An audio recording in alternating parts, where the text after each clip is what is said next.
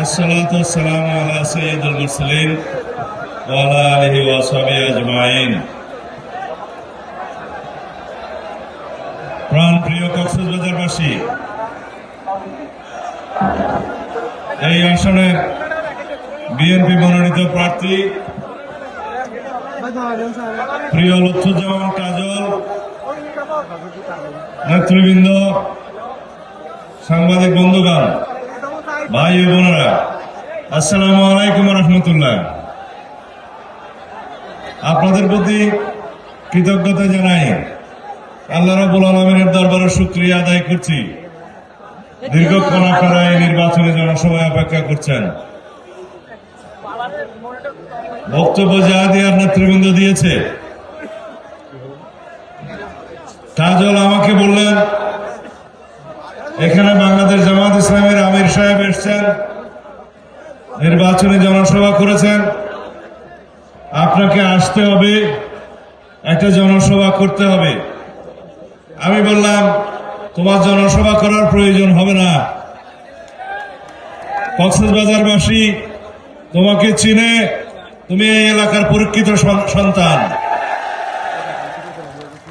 সারা দেশবাসীর ন্যায় আমাদের এই সমুদ্রনগরীর সকল জনপদ, আমাদের এলাকা সহ পুরো জেলা, সারা বাংলাদেশের মানুষ জানে, বিশ্বাস করে আগামীর সরকার ইনশাআল্লাহ বিএনপির সরকার। কিছুক্ষণ আগে আমার ভাই মৌলানা ইসলামাবাদী বক্তৃতা দিয়ে গেছেন। তিনি হেফাজতে ইসলাম বাংলাদেশের যুগ্ম মহাসচিবদের একজন, আজিজুল হক ইসলামাবাদী। তিনি বলে গেছেন, এদেশের আলেম সমাজ বিএনপির সাথে আছে। আমাদের হেফাজতে ইসলামের সম্মানিত আমির, আমাদের মুরব্বী মৌলানা বাবুনগরী, মহিবুল্লাহ বাবুনগরী, এক নামে দেশে বিদেশে পরিচিত। তিনি বলেছেন, তিনি মওদুদি ইসলামে বিশ্বাস করেন না। আমরা মদিনা ইসলাম চাই। হেফাজতে ইসলাম করবেন, তিনি ইসলামের হেফাজত করবেন।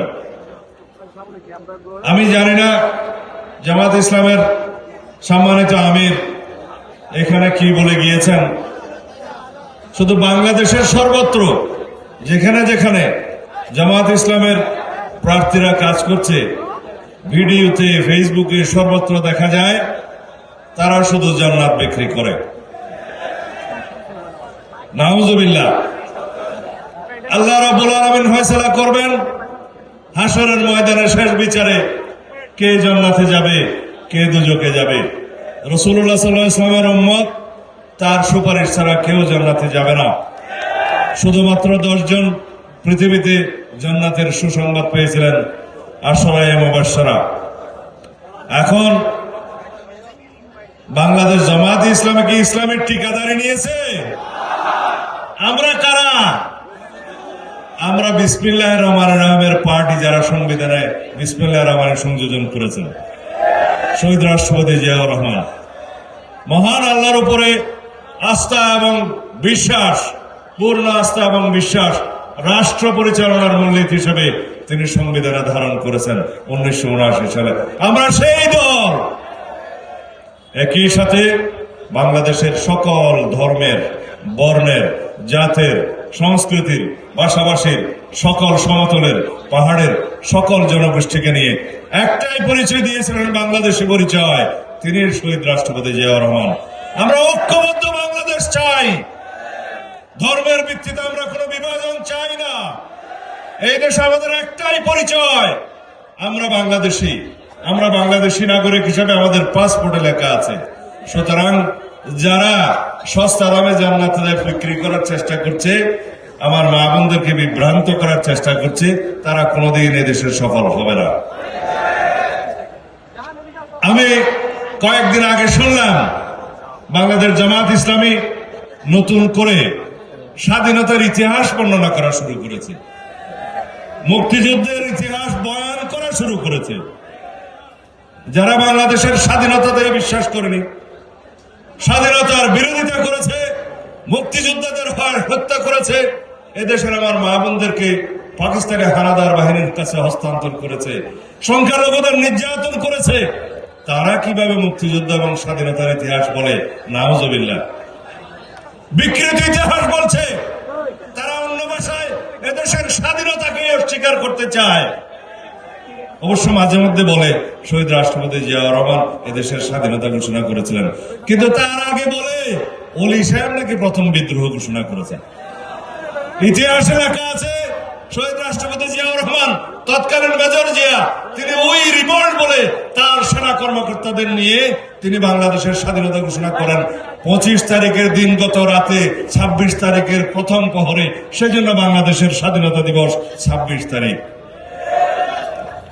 বাংলাদেশ জামাত ইসলামের বন্ধুগণ, আপনাদের বিরুদ্ধে আর কিছু বলতে চাই না, এটা ইতিহাসের পক্ষে বললাম, কারো বিপক্ষে বলা আমার অভ্যাস নয়। কিন্তু যেখানে স্বাধীনতার ইতিহাস আক্রান্ত হবে, বাংলাদেশের গৌরবময় ইতিহাস আক্রান্ত হবে, মুক্তিযুদ্ধের ইতিহাস আক্রান্ত হবে, সেখানে একজন সচেতন নাগরিক হিসেবে বসে থাকতে পারি না, একজন রাজনৈতিক কর্মী হিসেবে। এবার জাতীয় রাজনীতির কথা বলে আমাদের একটি পরিকল্পনা আছে। আমার নেতা ঘোষণা করেছেন, আই হ্যাভ এ প্ল্যান। আমরা তার সাথে সুর মিলিয়ে বলছি, উই হ্যাভ এ প্ল্যান। বাংলাদেশের মানুষের জন্য, বাংলাদেশের জন্য, এই দেশের নিরাপত্তার জন্য, স্বাধীনতা সার্বভৌমত্ব রক্ষা করার জন্য, গণতন্ত্রকে সুসংহত এবং দৃঢ় করার জন্য আমাদের একটি প্ল্যান আছে। এই দেশের অর্থনীতিকে সমৃদ্ধ করার জন্য, প্রত্যেক নাগরিকের অর্থনৈতিক উন্নয়নের জন্য, এই দেশের অর্থনৈতিক মুক্তির জন্য আমাদের একটি পরিকল্পনা আছে। বাংলাদেশের রাষ্ট্র কাঠামোর গণতান্ত্রিক সংস্কারের জন্য আমাদের একটি পরিকল্পনা আছে। এই দেশের সংবিধানের গণতান্ত্রিক সংস্কারের মধ্য দিয়ে শক্তিশালী রাষ্ট্র বিনির্মাণের জন্য, যে রাষ্ট্রের স্বপ্ন আমাদের সন্তানরা দেখেছিলেন, যারা রক্ত দিয়েছে, শহীদ হয়েছে 24-এর ছাত্র গণ অভ্যুত্থানে, তাদের সেই স্বপ্নকে আমরা ধারণ করি। তাদের সেই প্রত্যাশা এবং আকাঙ্ক্ষা, বাংলাদেশের গণমানুষের আকাঙ্ক্ষাকে আমরা পূরণ করতে চাই। সেজন্য আমাদের পরিকল্পনা আছে। সেই পরিকল্পনার ভিত্তিতে আমরা কর্মসূচি প্রণয়ন করেছি। আমাদের কর্মসূচি আছে। সেই কর্মসূচিতে আমরা আজকে ইশতেহার প্রণয়ন হয়েছে, প্রকাশ হয়েছে।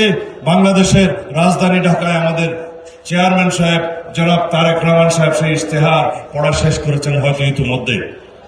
তার মধ্যে আছে এদেশের প্রত্যেক নাগরিকের হাতে স্বাস্থ্য কার্ড থাকবে, কেউ বিনা চিকিৎসায় মৃত্যুবরণ করবে না।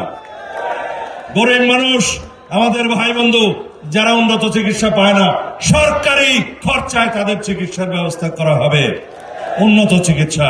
আমরা কৃষকদের জন্য কৃষক কার্ডের কথা বলেছি, আমাদের দরিদ্র মা বোনদের জন্য, দরিদ্র পরিবারের জন্য ফ্যামিলি কার্ডের কথা বলেছি, যার মধ্য দিয়ে মাসিক একটি নির্ধারিত দ্রব্য সামগ্রী নিত্য প্রয়োজনীয় বিনামূল্যে পাবে।